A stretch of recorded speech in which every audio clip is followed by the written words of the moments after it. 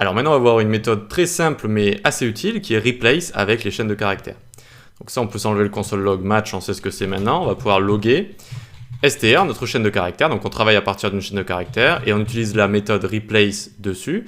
Ça va prendre en premier argument un regex. Donc par exemple, ça va remplacer A et ça va le remplacer par quelque chose. Par exemple, ABC ou ZZZ comme ça. ZZZ, ok. Et donc, regardez, lorem ipsum dolor sit ZZZ met. Pourquoi? Parce que ici, le A a été remplacé par ZZZ. Voilà, tout simplement. Qu'est-ce qui se passe si on avait plusieurs A? Par exemple, j'en ai rajouté un ici. Attention, si vous ne mettez pas de crochet et si vous ne mettez pas G à la fin, eh bien, ça s'arrête juste en fait au premier A que ça trouve. Vous voyez, ZZZ, et le second, ça le laisse. D'accord? Ici, on aurait dû faire G, par exemple, ici, pour remplacer tous les A. Voilà.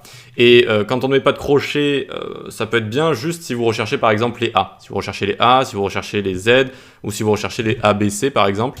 Mais dès que vous voulez une sélection complète, eh bien il faut ouvrir les crochets comme ça et faire par exemple A à Z, c'est-à-dire toutes les lettres de A à Z en minuscules. Et donc là, vous voyez, Z, Z, Z, hop, ça remplace partout.